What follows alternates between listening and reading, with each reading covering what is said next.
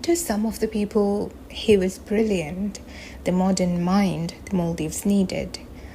To others, he was dangerous, too ambitious, too bold, too certain of his own destiny. He rewrote the laws, silenced the crowds, and bent the tides of a kingdom to his own will. And then he disappeared. No wreckage, no grave, no explanation.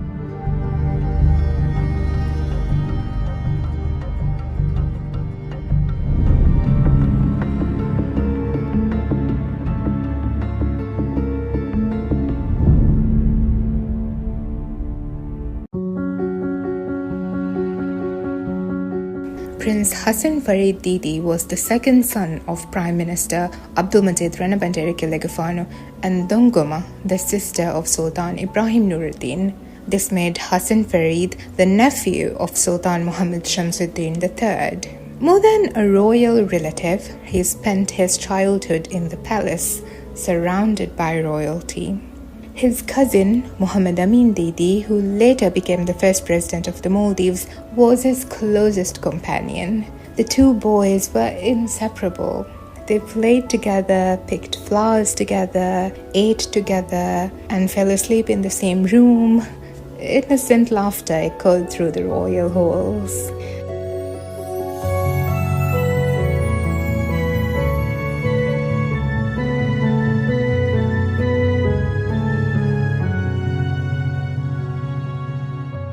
At 10 years old, Hassan Fareed left for Ceylon to pursue higher studies. His paternal uncle, Nabil Abdul Hamid Didi, was the Maldivian ambassador there.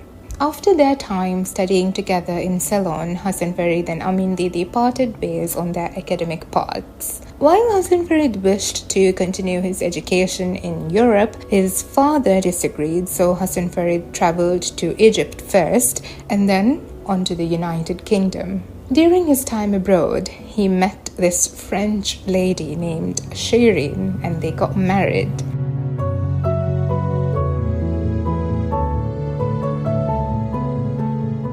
But it was a love that couldn't survive the seas.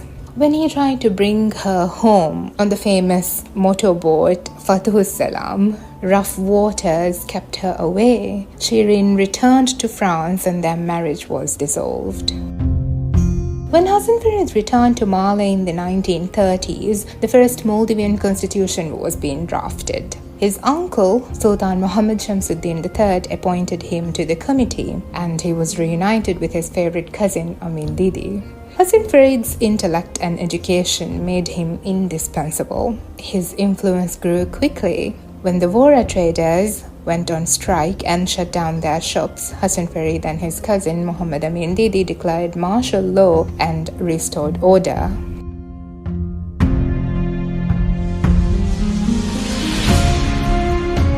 But not everyone approved of his behavior. Upon his return, his father noticed a change. Hassan Fareed would often visit his maternal family at Mandhuge and he refused to wear a thakiha. Instead, he carried it. He married Tuttugoma of Mandhuge, defying expectations once again. After the cabinet dissolved and the governance passed to a 68-member People's Committee, Hassan Fareed's star continued to rise. Later, when his father Abdul returned from Egypt, he rewrote the constitution. Hassan Fareed was appointed Minister of Foreign Affairs, Home Affairs and Finance all at once. During this period of rapid political change, the throne shifted. After the Motarubodu Gadubadu, Sultan Muhammad Shamsuddin III was replaced by Hassan Nuruddin. Muhammad Fareed Didi, Hassan Fareed Didi's older brother, became Prime Minister. Now, these roles were mostly symbolic. It was Hassan Fareed who truly held the power. Now, this was a time that was very happening in Mali. Unrest escalated in Mali each night, with fights erupting and the Motaruboto Gadubadu becoming a symbol of chaos. Hassan Fareed responded with harsh punishment to restore order.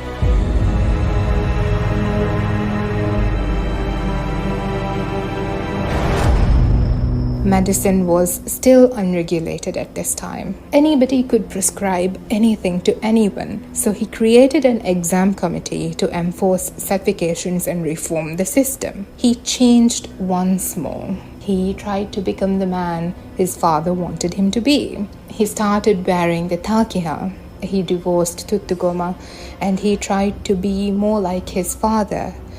Over time, he went beyond his father's influence. Hassan Fareed became as powerful as his father had been.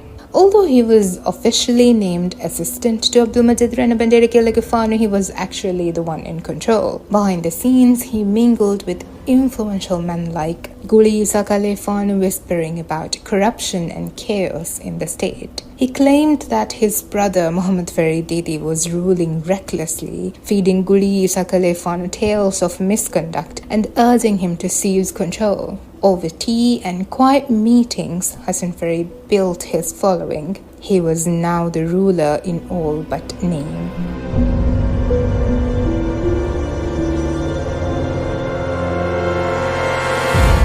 The next move turned the public against him. He extinguished the fame of education that had begun to burn in the Maldives. A new law was passed, allowing only the teaching of the Quran, Arabic, Tana, and the basic mathematics without permission. Madrasatul Saniya's female branch was shut down, and even the male branch suffered as a result. Books were confiscated and thrown into the sea.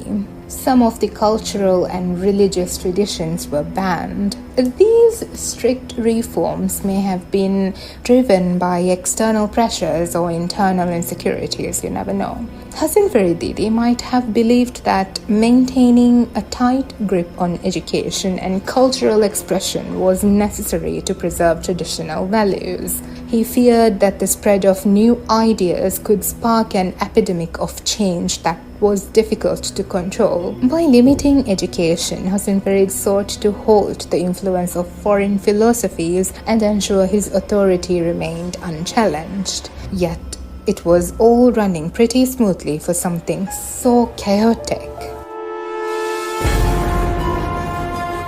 Then came World War II.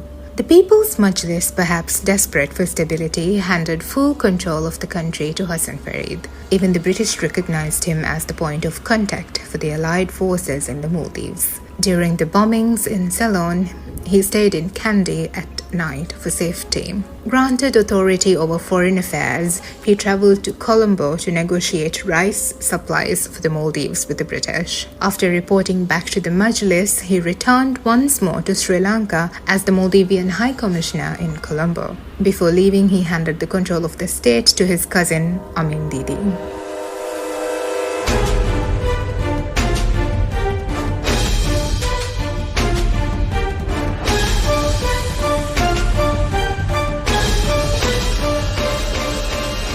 It was February 1944.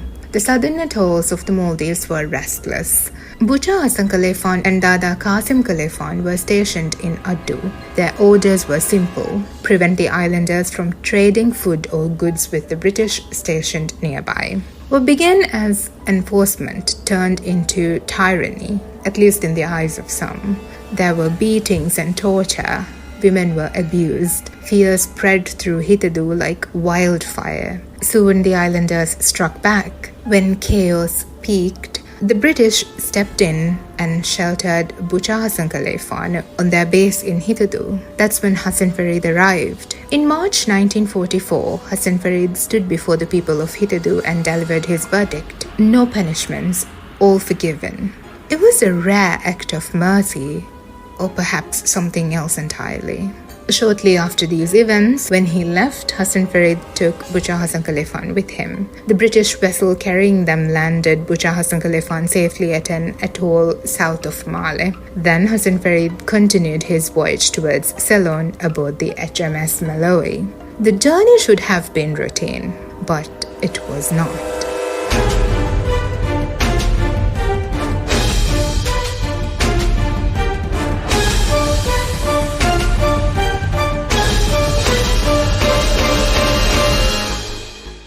"6 days passed. No word, no signal, nothing.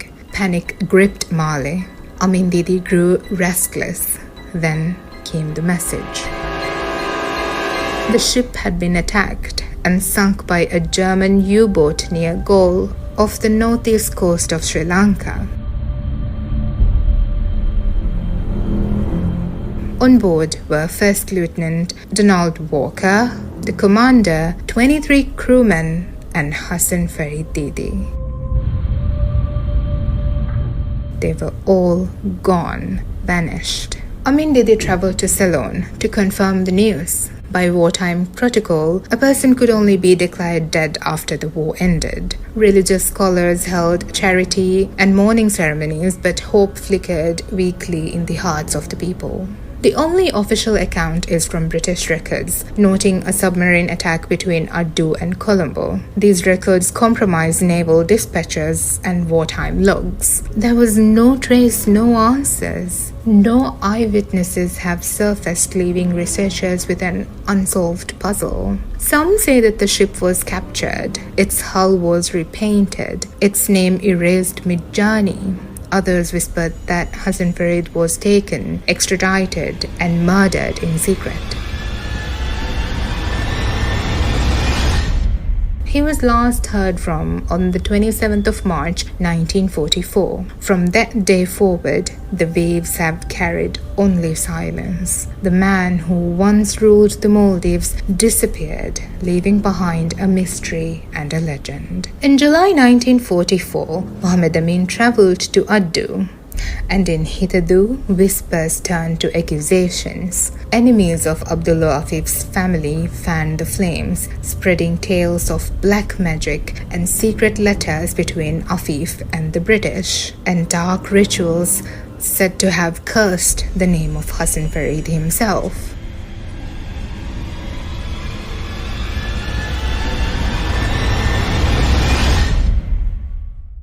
What do you think really happened to Hassan Fareed? Did he survive, or was the sea his final unforgiving judge? Some say a secret alliance helped him escape to a distant island where he lived under a new identity, but I don't really have enough literature to back that theory up. Others believe that he fell victim to a rival betrayal and he was lost to the depths of the ocean. Let me know what you think could have happened to Hassan Fareed. Until we are able to unfold another tale beyond the sunny side, this is me, Thaarekh, signing off. Bye bye.